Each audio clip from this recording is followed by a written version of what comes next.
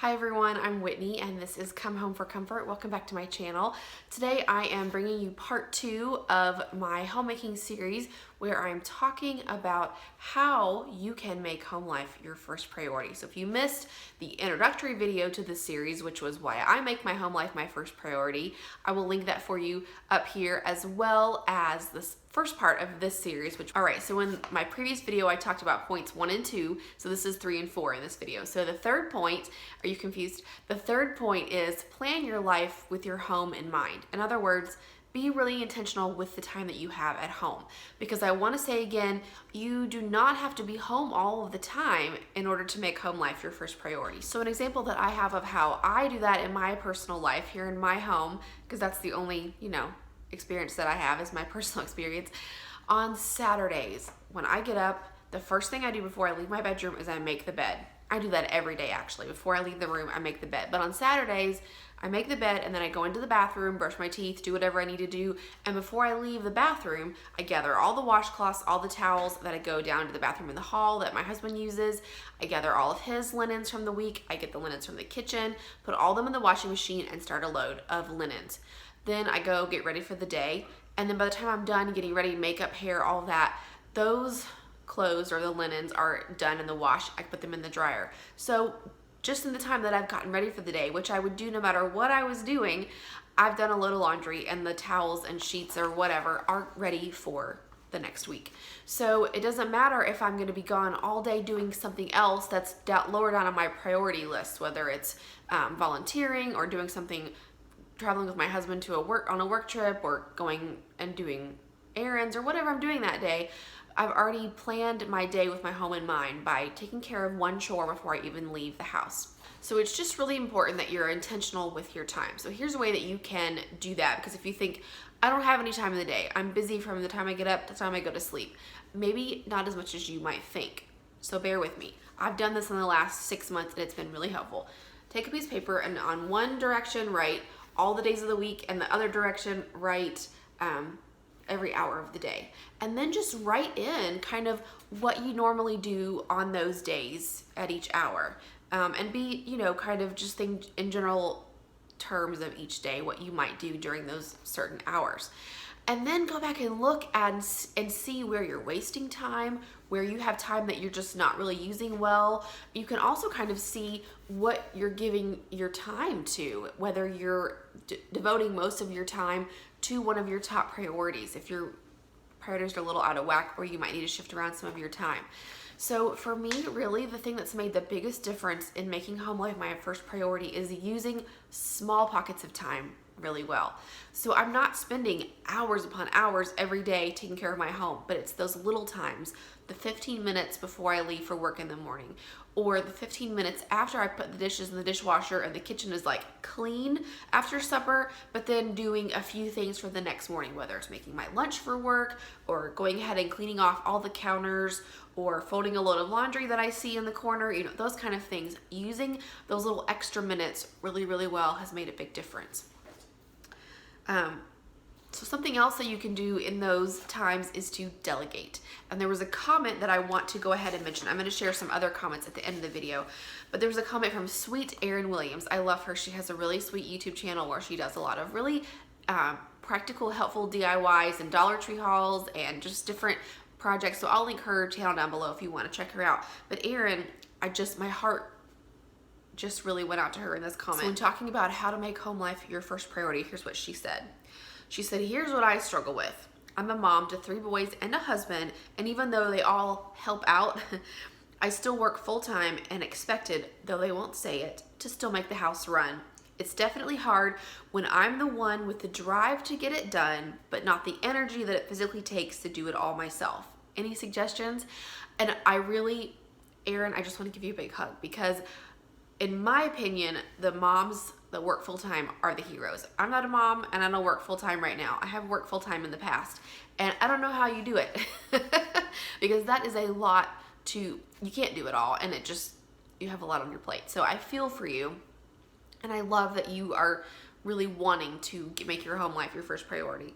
And I know that probably most of us who are housewives, mothers, whatever, we know this feeling of being the one with the drive to get it done, but not the energy to get it accomplished. So been there. So let's talk about delegating for a minute. It is very important to get your family, whoever lives in your home, to pitch in with their chores, to do their fair share of the work. And this is going to look different. Sorry, I have one of those like rogue hairs that's like tickling me. It's different based on your situation, the ages of people that live in your home, all those kind of things. But at some point, everybody, yes, needs to pull their own weight. So if you work full time, that's where you really need to negotiate, because you have value as a housewife, as a housekeeper, as a homemaker. And so if your time is spent 40 hours a week, 50 hours a week, whatever, working outside the home, then there's gonna have to be a sacrifice made in order to keep your house running. So I would encourage you to sit down with your husband, with your kids, and say, all right, look, here's what we're doing. I can't do it all.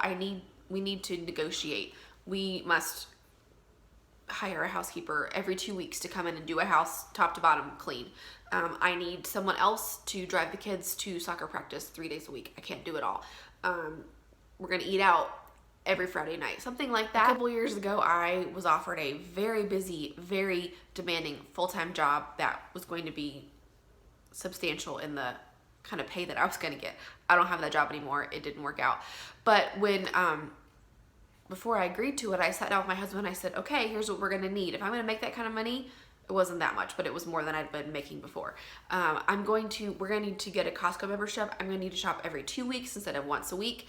I'm gonna need to go out to dinner once a week because I'm just gonna be busy. And it was worth it to kind of make those concessions. So look at your situation and see, what is it that you're just like, this is what it is. It's the picking the kids up from the car line. That's what puts me late getting dinner on the table, which then puts us late doing homework, and then I'm just tired by the end of the day and I don't have energy to clean up from supper or do an extra load of laundry or whatever it is. Kind of decide, this is the thing that I can't do anymore, and because you can't do it all. So I would just encourage you to find some way that you can negotiate and get some help, because you can't do it all. And yes, get people to help you. When I did work full time, Paul and I just kind of worked out an agreement. He did all the laundry.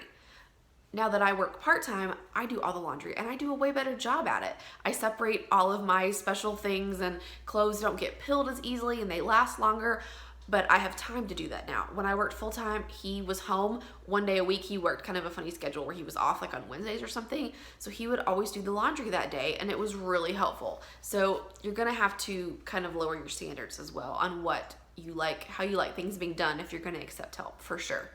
So that's kind of also where I feel as a working part-time, or if you are a full-time homemaker, rejoice in that privilege, and then realize that, as my dad always used to say, with every privilege comes a responsibility. So if you have extra time at home, then that means the responsibility of caring for the home is gonna fall more to you than to those who are working full-time or in school or whatever else. So I kind of realized at the end of the day, when my husband is sitting on the couch watching TV and I'm still doing laundry or running the vacuum or those kind of things, that's because that's my job. And he's worked his job, he's put his hours in. Now it's my turn to do the things that I need to do, and that's fair. You know, life is not always about making it as easy as possible. Sometimes adult life just means work and being tired. All right, and my number 4 point is to surround yourself with good role models. So here's my example. If you know someone who makes the best chocolate chip cookies, like my sister, she makes the best chocolate chip cookies in the world.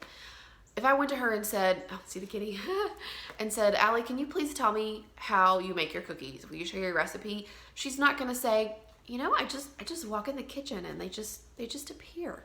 That's not how it happens. So if you know someone who is doing what you want to do and they're doing it well, they're not just magically making it happen. Wives who have it all together or seem to have it all together, who are always places on time, who look put together, whose homes are in order, they're not magic. They have that secret recipe. They're putting Crisco in their cookies to make them nice and fluffy, right? And I would imagine that if you went to them and said, can you please tell me what you're doing to make this work, that they would be willing to tell you, and that they would say, here's my secret. I hire a housekeeper. Here's my secret. My husband and I have an agreement, and every other Saturday, he takes the kids to soccer all the soccer games, whatever. So find someone that is doing it well and ask her how she does it. Ask her to mentor you. If there's an older woman that you know that raised kids and her house was always tidy or whatever it is, go ask her, what's your secret? If you don't know someone that you can look up to, I've totally been there, where I look around in the circle of people that I'm around and I think, I don't want to do what any of these people are doing. I don't mean that like in a stuck-up way. I just mean there's no one who lives the same kind of life that I do as a wife with no kids, working part-time, who's able to impact others' lives using her home. I didn't see anyone else exactly like me. Pray and ask the Lord to bring those people into your life, because He will. And then you will be able to watch them and ask them to walk with you through life. That's kind of a thing right now. People are into mentoring and, the community and sharing life with you. So I think you would be able to find someone who could mentor you and help you walk your walk a little bit better and more efficiently. Something else you can do is find someone on YouTube. There are so many women who love home life, who are like me, who get on YouTube and say, here's how I'm doing it. So find someone who has a life similar to yours that is doing it better than you're doing it and watch her videos. So for me, that channel is Mrs. Erica. I love Erica. She works full-time. She is a wife and a mom, and she has a really great career, but she prioritizes her home life. She doesn't always do it perfectly, and she admits that. She has to take weekends and clean her house and get things back in order, but she's always working at it, and I just love her. So if you are like me and work full or part-time and want to learn from someone who's a little bit older than you, I'm not saying you're old, Erica, but you're older than me, go watch her channel. She's great. My other number one favorite role model is the woman in Proverbs 31. I love her. I think so many of us are intimidated by her, and that's not something we need to be intimidated by. She is a great role model and someone that we can easily pattern our life after, even though she's not a real person. She's just this person described in Proverbs 31. I think she's a great role model. And really, like, one of the best verses that describes her is verse 27. She looks well to the ways of her household and does not eat the bread of idleness. If we just took that little verse, looking well to the ways of our household and not eating the bread of idleness, that kind of covers what I've just been talking about. Planning your life with your home in mind, using your time wisely, being intentional with your time and not being lazy. That's what she does, and that's how you do it. And in reality, the list of the things she does and her heart attitude is really a result of someone who fears God. That is what helps us to be good homemakers, to put those things that are important, really put them first and prioritize, is fearing God. That's what she does, and that's how we can really have a home life that is our first priority. And it's those little things that help us, like, one choice at a time, to become like the woman of Proverbs 31. You can't wake up one morning and just decide, I'm going to be the perfect housewife. I'm going to have it all together. But by making little choices to use your time wisely, to say no to things that are not your top priorities, all those little things one at a time really help us to become someone who is like that woman in Proverbs 31, who looks well to the ways of her household and does not eat the bread of idleness.